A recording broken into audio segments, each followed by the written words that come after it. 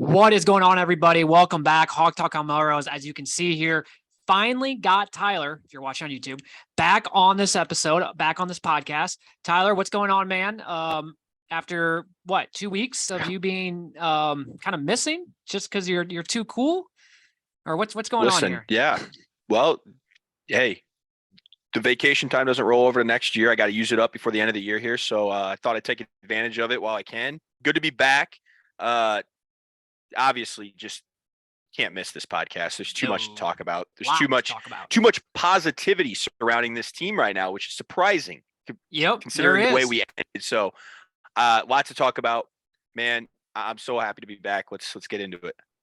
So if you guys are watching on YouTube, which we always encourage our listeners to, just because it's the best way to see our beautiful faces. You can see the background of me is Cade McNamara, which we got.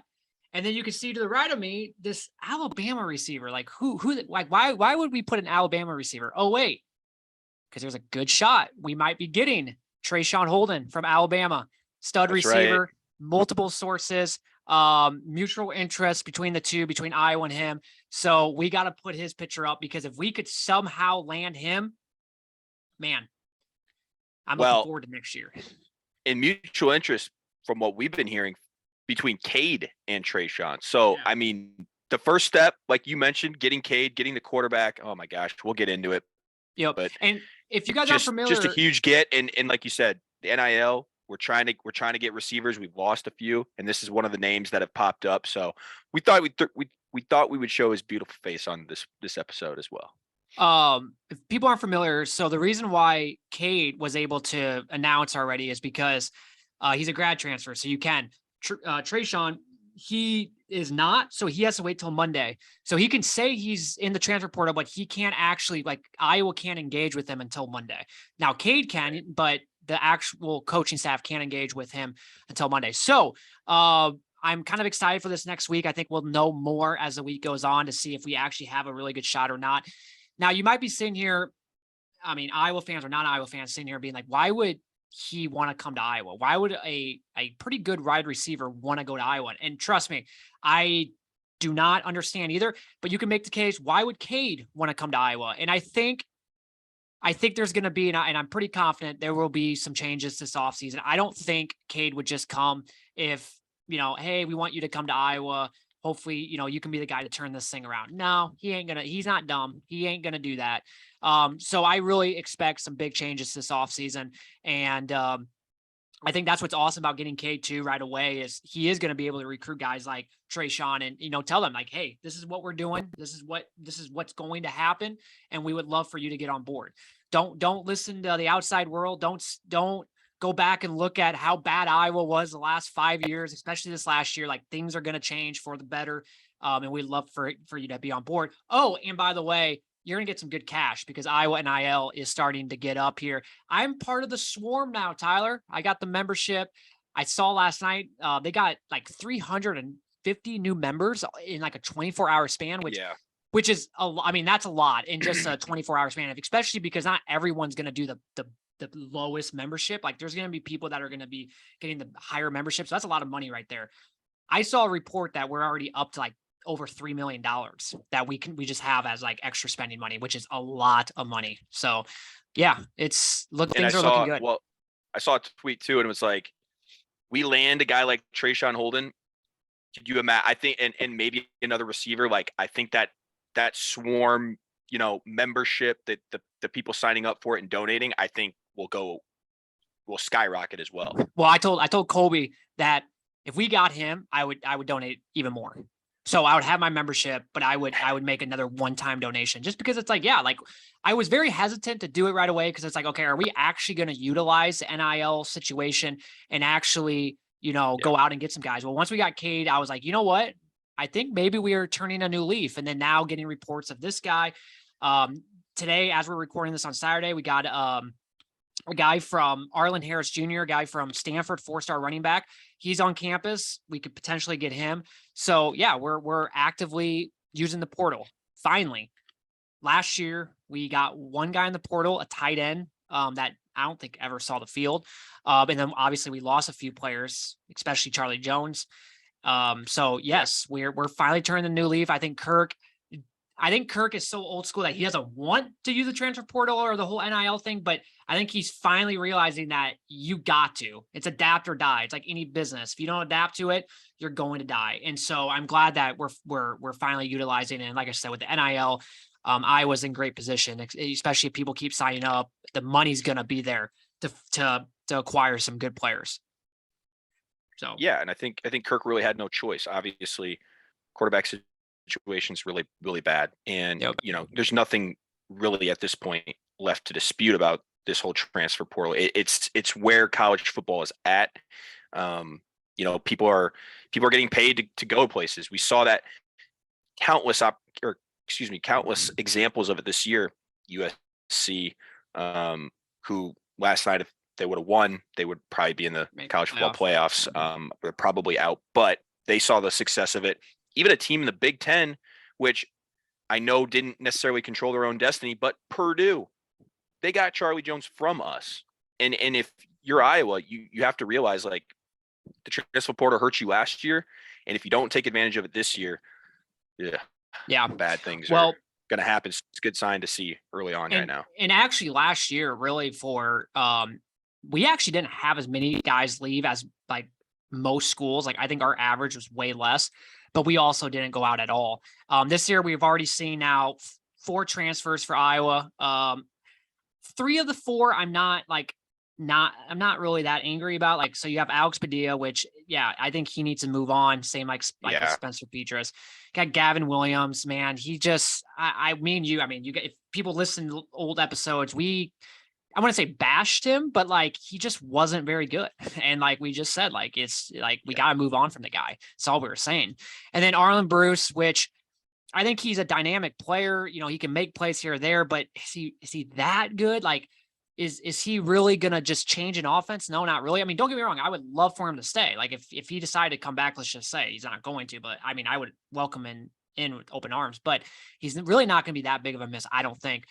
And then obviously the biggest one, Keegan Johnson, which there is a report that he is considering, but I don't know how true that is. I just saw a few things on, 24/7. And if that would be the case, man, like, let's just say hypothetically that we kept Keegan Johnson. Let's just say we got Trayshawn, we got that D2 GMAC offensive player of the year that had close to 1,400 yards this year, 13 touchdowns, 68 receptions, 6'4". Isaac Tesla or something like that, his last name is, got him. And if we kept Nico Reganey, which there's reports that he might come back next year for his 6th year, I'm liking that. And at that point, it's like, I mean, that would be a really good receiving core. And then maybe if you go out and maybe get even one more to just have a guy, or if not, you still have, Still have Vines. Yep. Yeah. Brody Brecht, like you still have some of those guys and Jacob Bostic, which,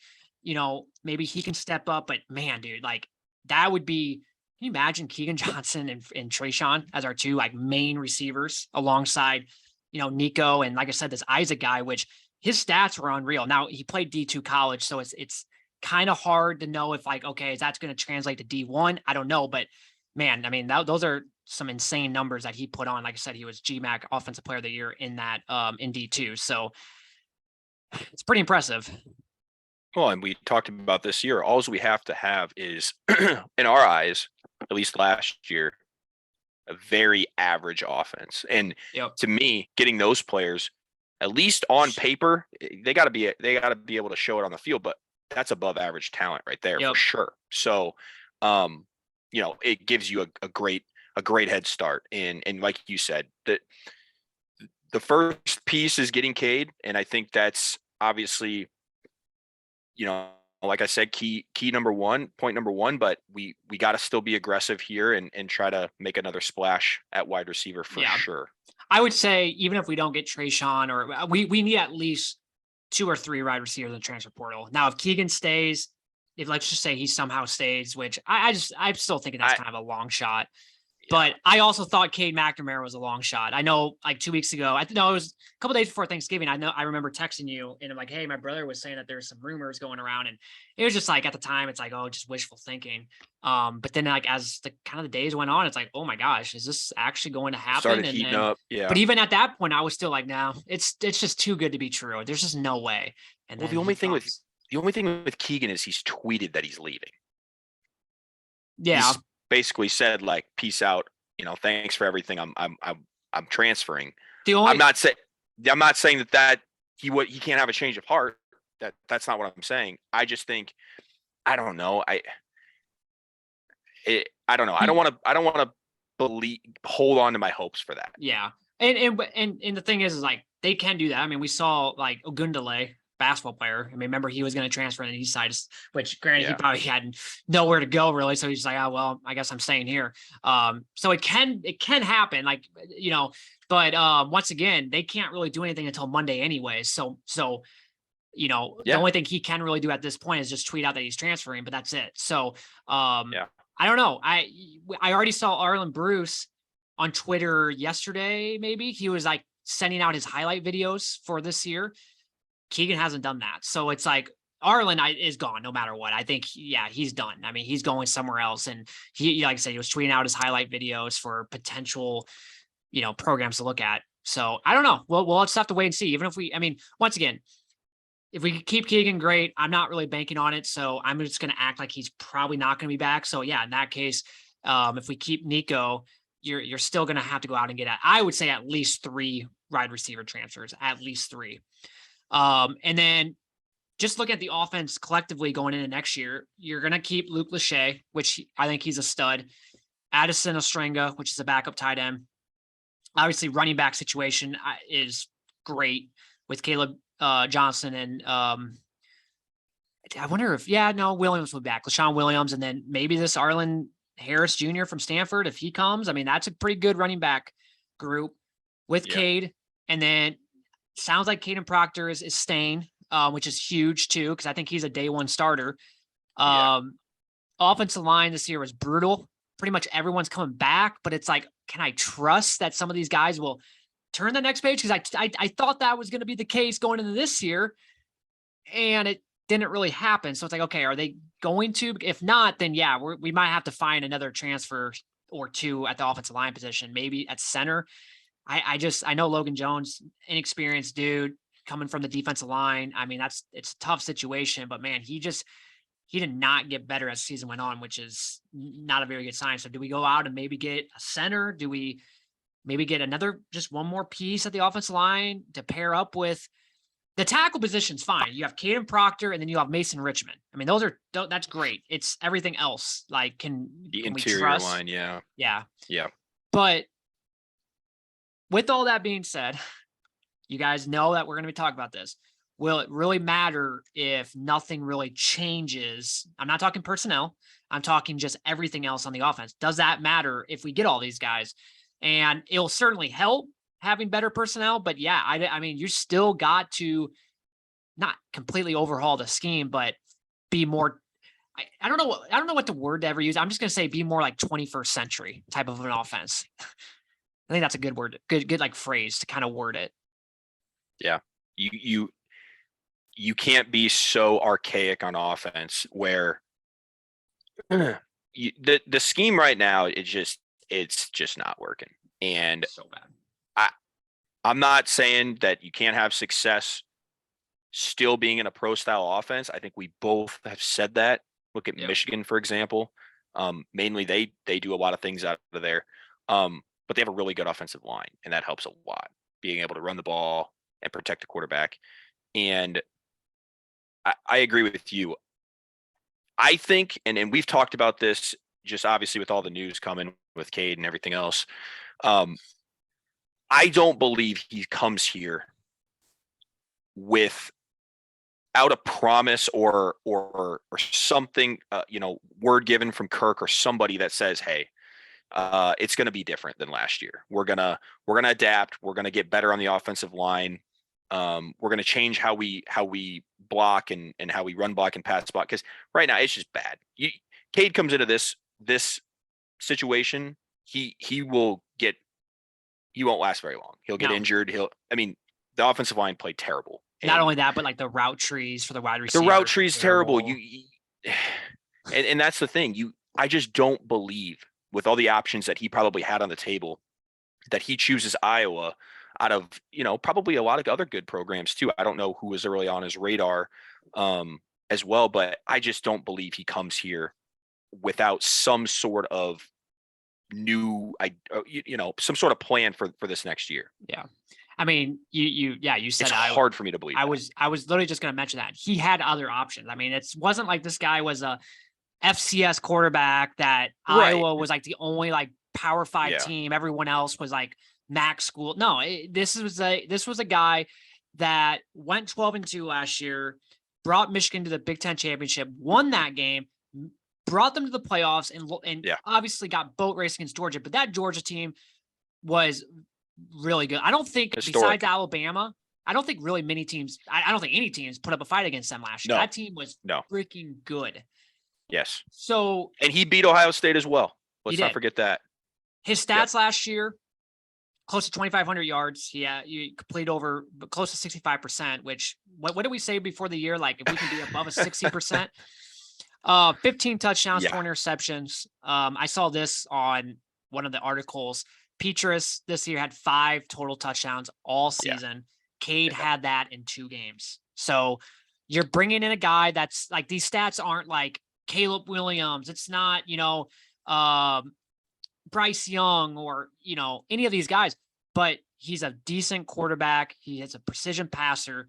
He can move outside the pocket. He can throw on the run. And not only that, but his leadership. I mean, you saw when he tweeted out that he's going to Iowa, all these Michigan fans that, it's just saying like, you guys are getting a good one. Like, we're going to miss you. We're going to cheer for Iowa unless we play you. Like, it seems like people love Cade McNamara. Like, and that's what's awesome about it because like the leadership there, and with him that he's going to bring in some other guys. Like, that's why I feel really confident.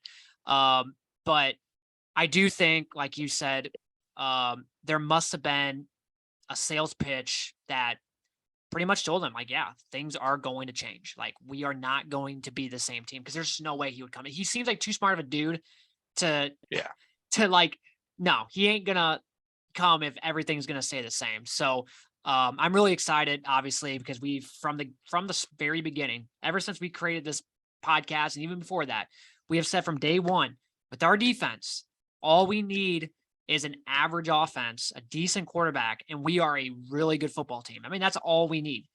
And if we could somehow land this guy to the right and some other good transfers, and if we actually kind of change up the scheme, we might not just be an average offense. We might be a pretty good offense. And it's like, oh boy, man, next year could be special.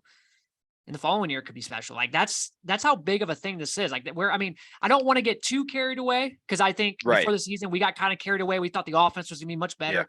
And look what happened. So I don't want to get too carried away, but it's just, I don't know. It just feels so good right now. And I love that he committed so early to us, because now it's going to give us plenty of time to kind of figure some stuff out, because really at the end of the day, college football season doesn't end after the bowl game.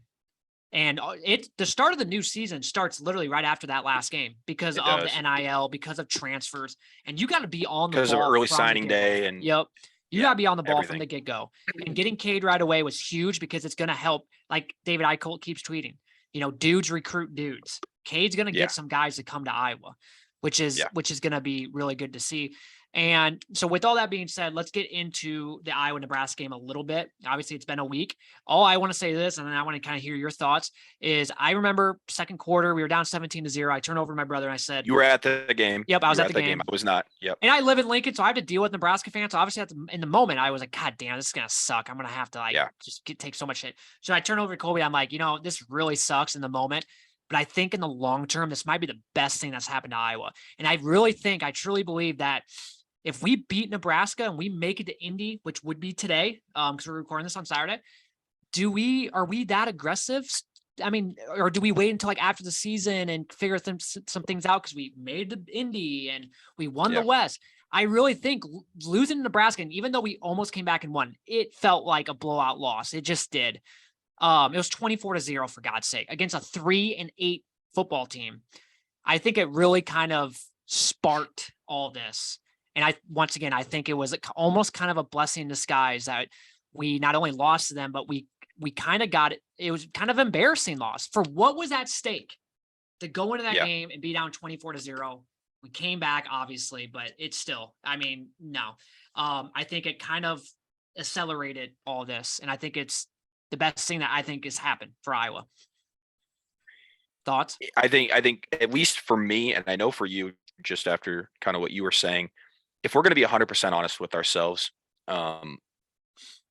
like you said, it's probably the best thing that happened for this team. We make it to the Big Ten championship. We are not as aggressive as getting Cade. We're not as aggressive as maybe looking at other guys like Trayshawn Holden or Arlen, whatever that running back's name is for Arlen Harris. Stanford. Yeah, Arlen Harris. There's just not these names right now. Kirk's not going to focus on that. He's going to be, we're focused on the Big Ten championship. We're not going to talk about it. I'm not saying conversations won't happen or things like that. I can't necessarily say that. It's just knowing who Kirk is as a coach and kind of who he is to his team. I think they're going to be 100% focused on the Big Ten championship. And one thing I wanted to mention too is, obviously this is going to be looking back, hindsight 2020, knowing what we know now. But if we say we beat Nebraska, knowing that guys like Arlen Bruce and Keegan Johnson and, guys like that, Gavin Williams, they're all transferring out. How into that game are they even really going to be? I don't know. Is their heart into it 110%? I don't think so. It's only, human nature to be like, oh God, I just want to get out of this team. I just want to move on, things like that. So I don't know. You don't beat Nebraska. I said this, you don't beat Nebraska. You don't deserve to make it to the Big Ten championship game. And like you said, that score wasn't as close as the final score ended up being. And it's tough because it's Nebraska. Obviously I hate Nebraska. I hate them almost as much as I do Iowa State. I just, I can't stand them. I have family in Nebraska. Some of them like them. Some of them are still Hawkeye fans, but it's brutal. But like you said, once the game ended, and for you, obviously this was mid-game, but for me, once the game ended and I kind of let emotion not override my feelings, I was just like, you know what? Like you said, we make it to the Big Ten championship game. Things are not going to change. They're going to be like, see, we can do it our way. And I truly do believe that. I don't know. Yeah. I just think, like you said, this sped up the process of getting guys like we've gotten so far. I think if we win the West and make it to Indy, I still think like we would have seen things, but yeah, like it wouldn't be as aggressive as I think what we're doing right now. I think that game really put into perspective, like, yeah, you can't rely on the defense. Like this is not fun. And this leads me to the next thing. And we should maybe actually mention this before when we were talking about like, okay, are we going to see changes? Will BF stay as offensive coordinator? And I want to hear your thoughts, but all I want to say is this, is I, for some reason, feel like I can just see Kirk wanting to give Brian like a chance with like a good quarterback and like and some good personnel. Like, hey, we're gonna give him one more chance. I just feel like that's going to happen. I don't know why. That's my gut feeling. I hope it doesn't happen. But like John Miller said, he said, I wouldn't feel as bad about it. I was listening to his episode the other night. He's like, I wouldn't feel so bad about it if he kept Brian, but came out in January and said, hey, I was the one holding them back. I'm letting Brian do his thing. And we are going to change up the person or the scheme of things. And he's going to be the main, I'm keeping everything out of it. I wouldn't be Kirk. Yep. Kirk. So I wouldn't be as upset if that happened. Now I would be really upset if he's like, yeah, we're keeping Brian. And that's really all he says. But if he says that other thing where like, we are changing up the offense and I'm going to stay out of it, I'm going to let Brian do his thing, because let's be honest, this is, we've said it from the get-go. This is Kirk's offense. It's been like this with Greg Davis, been like this with Ken O'Keefe, even though under Ken O'Keefe, we were a little bit better, but that was also, 2000s when this offense just kind of worked. I mean, it still worked at that time. But it's the same offense. So, and like, even like that Nebraska fan was telling me, he's like, honestly, like you guys really haven't gave Brian a chance because you already know it's not Brian's offense. It's Kirk's. So like maybe letting him be the main guy. I mean, just see what he's up. And I guess I wouldn't be as mad about that. I still want a new offensive coordinator. I mean, I know there was some rumors swirling around Josh Gaddis, which was the offensive coordinator for Michigan last year, which would make sense. And Yeah. the only thing for that would be like, did they maybe promise Cade that they're going to get Josh Gaddis in the offseason? And maybe that, I mean, who knows? We don't really know the true reason why Cade chose Iowa besides probably the NIL thing for the that was probably a good portion, but like, was there, stuff saying like that? I mean, it would make sense and I would love that. I'm not saying Josh Gaddis is like, once again, I mean, he's an average coordinator. It's not like it would be a home run hire, but bringing in his offense, Cade McNamara is used to that offense. I feel like Michigan's offense was pretty good last year. They made it to the playoffs. So, and I get it. Their defense was really good last year. But once again, Iowa's defense is going to be really good next year. So yeah, so an offense like that, that's what happens. So I wouldn't be opposed to that hire. But do you think Brian comes back next year? I think I don't want him to. I just think he's had his fair share of opportunities. We've talked about it a million times in this podcast. How many years can an employee get away with not doing their job? It's tough. It's tough. And I don't want to see it, but the main thing is, and like you hit it on it, and I was going to say it too, as long as I see change, I don't care who's calling the plays at the end of the day, as long as it's different than what it was this last year and even 2 years ago. Please, for the love of God, if it's Kirk, if it's Brian, if it's a combination of both, just change it. So you want to be? Go ahead. Well, so you wouldn't be upset if like they came out in January and said, we're going to keep Brian, but like we are changing up the offensive approach, the scheme a little bit, and I'm going to stay out of it. I'm going to let Brian do his thing. Would you be upset by that? At that point, if that's what was being said, then I can't even necessarily blame Brian for anything. So yes, right? I mean, that's all on Kirk at that point. Yeah. Really? I mean, if Kirk's really holding him back that much to where it's you got to do this, you got to do that, you can't do this, you can't do that, it's not even really Brian's offense, like you said. So I wouldn't be as mad if that's what was being said. I think I don't know. I think the ship has sailed a bit with Brian. I just wish he'd go back to offensive line coach, do what he knows best. We had success with him there. Yep.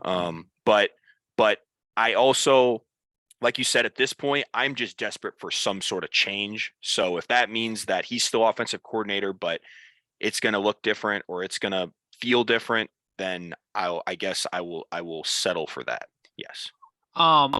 One thing I will say this too, and I think we kind of all forget about this, but I would not be as mad either as long as he's not the quarterback's coach. If we can go out and get a quarterback's coach. Yep. Someone brought up a good point. Get the guy that's in Cedar Falls right now, who's the quarterback's coach, Drew Tate. I would love that. Obviously, that would be great. Played at Iowa, great quarterback. Get an actual quarterback that used to play quarterback to be our quarterback's coach.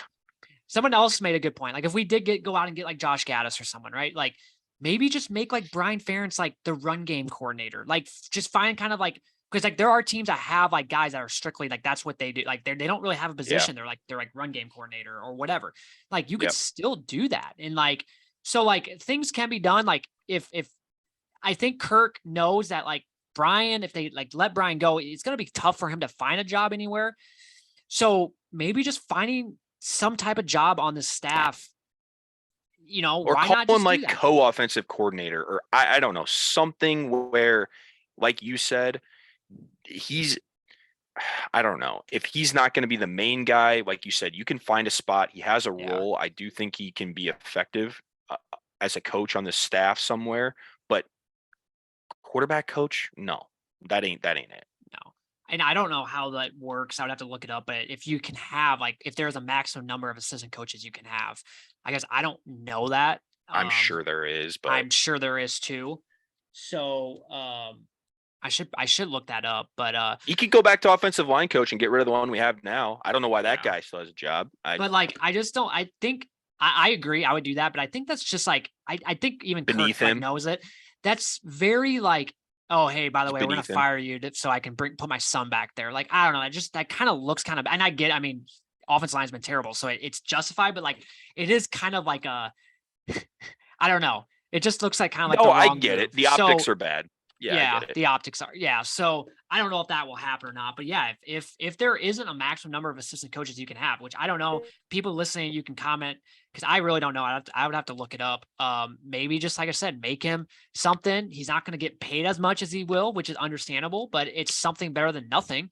And at least your dad's helping you out. Like for me, like I would be at least happy about that. Like, hey, my dad's helping me out. He's not kicking me to the ground. So yeah. So I don't know, but we'll just have to wait and see. Obviously, That's the other big piece though in this that kind of we undercut it a bit, but this is the other big piece. We have to see changes in the actual scheme, and if that comes down to, like you said, Kirk saying, Brian, here you go, or being like, Brian, this just ain't it, man, and we get somebody different, I think that's going to be the other major missing piece that we need for a successful offense for sure. So I looked it up. An FBS program currently can have a head coach, 10 on-field assistant coaches, 4 on-field graduate assistants, and 5 strength coaches. What about it like up in the box? Does that count as on the field? I think that counts as on field. Okay. You could be like that John Budenai or whatever, that quarterback analyst that we brought in. So they just can't be part of the team, I think, like during the game, but they can like work with them during the week, I think is what like that guy is. So maybe make him like that, where he's like, like I said, he's like a offensive analyst or something, Yeah. The thing that kind of makes me nervous about him coming back kind of really sped up last night when I saw a picture of him and Kirk meeting with Marco, which is the quarterback that we're going to be bringing in come next year. He was like with them. And that just kind of makes me a little nervous, obviously, because Brian is still the quarterback's coach and still the offensive coordinator. So it makes sense why he's with Kirk, but it's like, God, does that mean that Kirk kind of is going to keep him? I don't know. We'll have to wait and see. None of that stuff. Iowa's not going to be like Iowa State. Well, I guess Iowa State's, season's over with, but like they obviously came out yesterday. Tom Manning is fired. I think Iowa would never do that. Like Kirk's going to wait till after the season.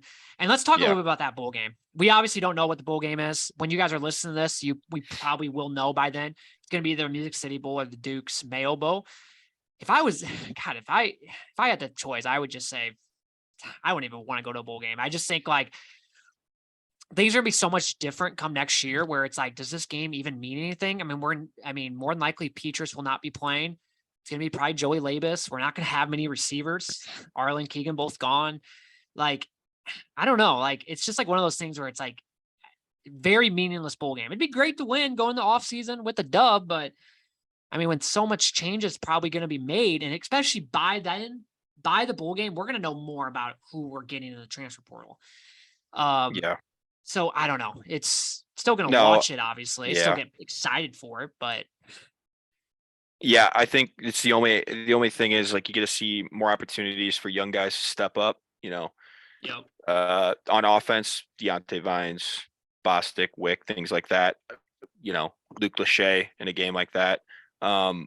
It's the last chance you'll see some of the guys, play, both offensively and defensively. So obviously you want to end on a high note, but like you said, it's going to be just such a different team. And yeah, who are we going to throw the ball to?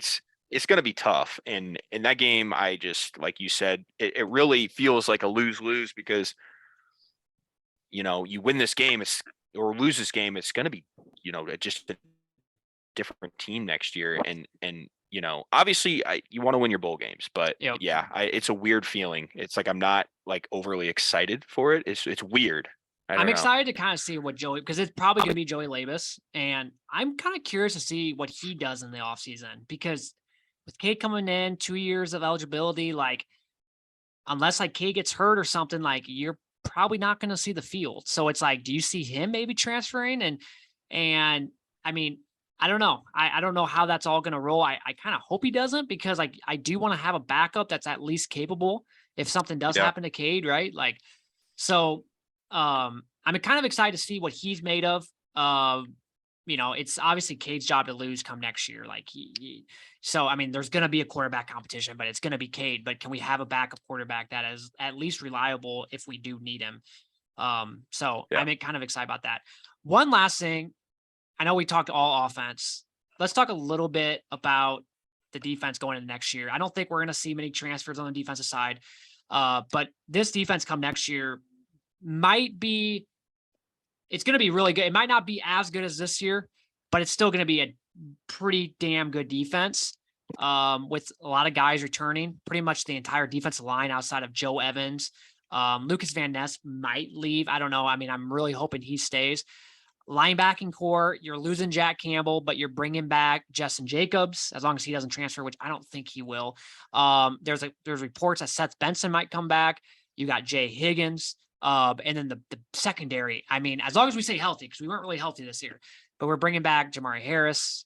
If Terry Roberts comes back, Cooper DeJean, Xavier. It'd be dope if like Kayvon Merriweather. And I will say this.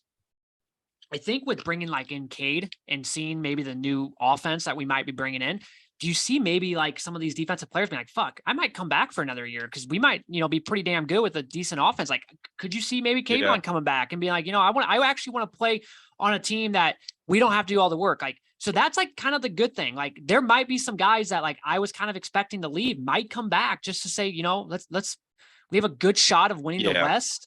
We have a good shot of making it to Indy, and like, so who knows? The thing about that would be, it wouldn't be because their draft stock, they want to increase it. If anything, you have an argument to be like, why is my draft stock not super high this year? We are literally the reason why we won games for the last like 2 years. Yeah. It would just be like you said to compete in the West and to get to Indy and have a good shot when you get there. If and when you get there. So I agree with you though. I mean, it definitely, having a quarterback, I mean, whether it's in college or NFL, I mean, it just affects your whole team, right? I mean, they're the guy that makes everything go. So they persuade a lot of people. And like you said, I'm sure he's doing his fair share of recruiting, whether it's via transfer or guys on the team still. Like you said, Keegan, maybe some defensive guys. Like, I don't know. Players recruit players, and that's definitely a true thing. And so it'll be very interesting. I think our defense will be, gosh, with the man, the myth, the legend, Collin defensive plays. I'm never too worried. Man. We just got to stay healthy at the cornerback position because we just weren't this year, and it's all in the Nebraska game. We were on our fifth string corner, so I mean true. that kind of makes up like if Terry Roberts and Jamari does come back, well, they're kind of injury prone, so it's like, do we maybe go out in the transfer portal and get one corner just to have, or I don't know. I think pretty much all our transfers that we're going to get are going to be on the offensive side of the ball, but we might get one or two transfers. We already got actually one defensive line transfer from Iowa Western from a couple weeks ago. So we have gotten one guy, but like, you wonder if like we might get one more here or there. I don't know. I mean, there are a lot of guys coming back and then, right. I mean, my hope is that at least one person that kind of we expect to leave, like that'd be sweet if they come back, whether it's Kayvon Merriweather, whether it's Seth Benson, maybe Lucas Van Ness. Because Lucas Van Ness, I mean, his draft stock's gonna be high, where it's gonna be like, it's gonna be hard to say no. Yeah, it's gonna be hard to say no to making that much money. But with NIL, maybe he'll make decent money coming back to Iowa one more year. So we'll just have to kind of wait and see on that. But yeah, defensively, we should be really, really good next year. Special teams, we should be okay as well. Yeah, we got Torrey Taylor, Torrey and Drew Stevens. Yep. And I think he's kind of and I think we kind of figured out who our punt returner is going to be. It should have been Cooper all year, but for some reason 100%. we kept it with Arlen until the very end. So that punt drop, and I'm gonna mention this, that punt drop in the Nebraska game when I was just and then when it was huge, and I don't know, it just made me think. And again, I'm not trying to be negative and throw shade just because he's leaving, but I'm just like, is he that good? I don't know. His body language was terrible all year. It was terrible. And rightly so. We as fans, our body language is terrible. I'm not saying that he isn't right in saying that, but it's like, dude, you got to make the most of your opportunities when you get them. Like, too. I still think that. Yeah. He was like Tyrone Tracy. I think last he's just year. ready to be done. Yeah. Yep. They're just done. I'm going to pull this up quick. I don't want to get too far ahead of myself, but just for the fun of things, our schedule next year, which is pretty favorable. We don't play Michigan or Ohio State, which is always big. But non-conference, I mean, our toughest is going to be at Iowa State, which will be tough, but I feel pretty damn confident if we have Cade McNamara leading the charge with our defense. That's September 23rd game. That's going to be tough because it's probably going to be the whiteout game for Penn State. Yeah. So that's going to be really tough. Which I'm There's thinking, a stretch there. I mean, didn't it though, Tyler? Didn't 2021? Didn't Cade go into Michigan with the whiteout and beat them? I'm pretty sure. I'm gonna look that up quick. Michigan 2021 football schedule. I'm pretty sure that they beat them in right up there. Nope, at Penn State. They won 21-17. There you go. But it wasn't. It was a noon game or ABC. But they so. All right, back to this. And and I mean, just on paper, Penn State, Michigan State, Purdue, Wisconsin, Minnesota. I mean, it's not as easy as one would think, but I think it's always going to be tough. Very, very capable. Yeah, for sure. We finally bring in Michigan State. I mean, we haven't seen them in Kinnick since when Kirk Cousins shit the bed, like he always does on primetime games. So Michigan State coming to Iowa City, which Michigan State will probably be better than they were last year, I should say this year. But that, it's at home. Got Purdue at home. Yep. They're going to be losing Aiden O'Connell. At Wisconsin will be tough. Obviously, Luke Fickell now at Wisconsin, which is, I mean, that's pretty big. And we could talk a little bit about the coaching changes here soon. Yeah. Minnesota at home, and then we get a bye week. And God, look at this 3-game stretch here. That's what I was telling you about the other night. Like, man, like these are 4 games, especially in November. When November, like when you're like deciding to go off to Indy, like you need these wins. And like at Northwestern, Rutgers, Illinois at home. Yeah. I mean, with a good defense and Cade, I feel pretty confident. And then we go, and then we, at Nebraska, which is always going to be tough. They're always going to play us good. And they're going to be better with Matt Rule. So let's talk a little bit about the coaching changes. Obviously, in the Big Ten, we saw Matt Rule going to Nebraska and Luke Fickell going to Wisconsin. What are your thoughts on that?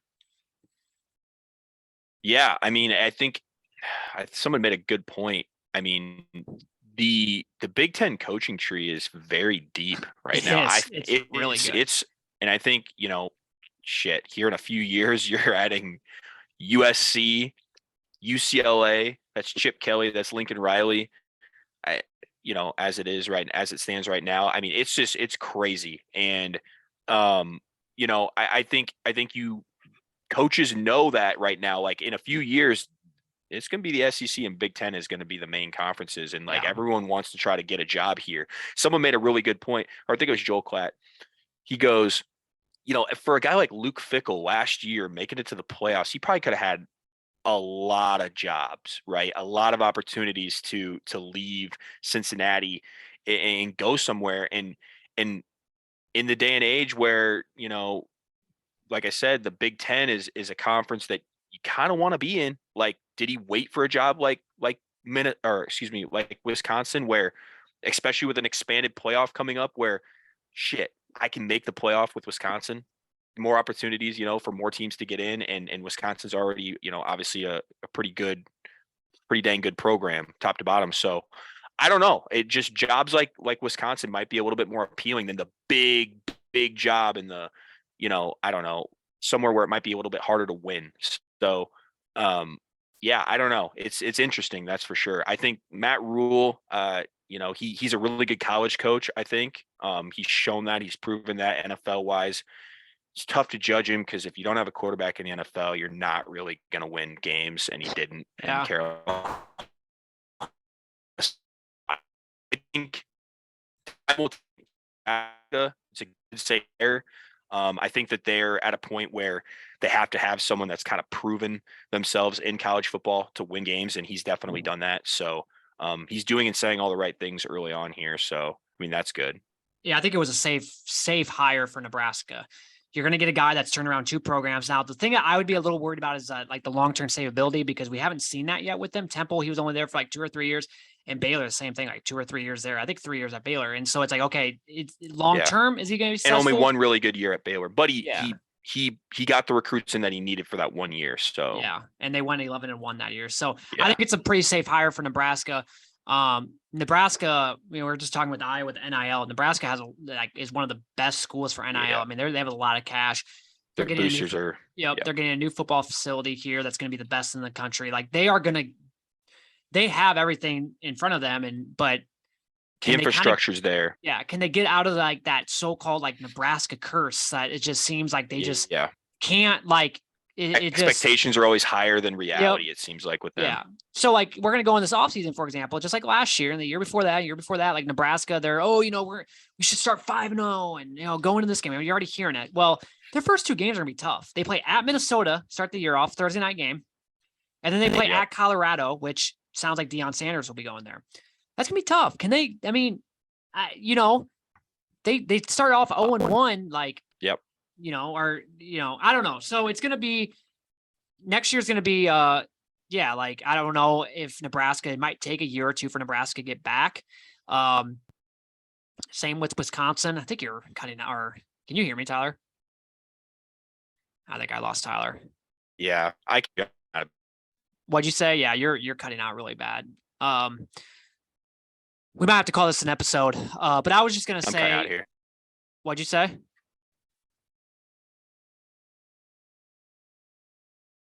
Yeah, it's really bad. I just took them off because we're going to end this episode anyways. But I was just going to say, with Wisconsin, with Nebraska, it might take a year or two for them to be back. Will Illinois have kind of the same success as they had this year? Who knows? I think, if we can figure out our offense with Cade leading the charge, defense pretty good, we are going to be the clear favorites to win the West next year, and it will be the last year with division. So next year might be one of the last years that we have a really good shot to make it Indy, because outside of after next year, like with USC coming, UCLA, maybe Oregon, like some of these schools, like how many times is Iowa really going to make it to Indy? It's going to be really, really far and few in between. So we got to take advantage of next year, especially with our schedule. So that will do it for this episode. I hate to cut it off short a little bit. I think Tyler's internet connection was really bad. We weren't really going to talk much more anyways. We were going to talk a little Iowa basketball, which next week, huge 3 games in a matter of like 5 days. We got Duke in Iowa, Madison Square Garden, which I will be there. I can't wait. Heading to New York on Tuesday. And then Iowa plays Iowa State on Thursday night. Quick turnaround for them, man. That kind of really sucks for them because, we're the late game for that game, for the Iowa Duke game. And so then after that game's over, you got to charter back to Iowa City or Cedar Rapids and then go down to Iowa City. And then not even 48 hours later, you play Iowa State, a physical team. And then we play Wisconsin 3 days later at home. And Wisconsin's a pretty good basketball team as well.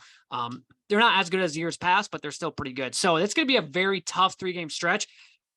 Can we somehow go 2-1? I mean, that would be huge. Can't go 0-3. 1-2, it's whatever. It kind of all depends on how we look at those 2 losses. Do we look a little bit better than we did against TCU when we got blown out? But 2-1 would be huge. Like if we could somehow go 2-1 would be spectacular, but it's good. It's an important week for Iowa basketball, because after this week we get 2 really kind of crappy teams and then it started Big Ten play, and can we go into Big Ten play with some momentum? So, we'll be back. Tyler and I will be back. Probably I get back to New York next Sunday. So probably the following week, somewhere in that week, we will make another episode. Hopefully by then, there'll be some other transfers that have come to Iowa for football that we can talk about, and some other kind of big news as we get our way into kind of the bowl season and the bowl game and then into 2023. So that will do it for this episode. As always, go Hawks.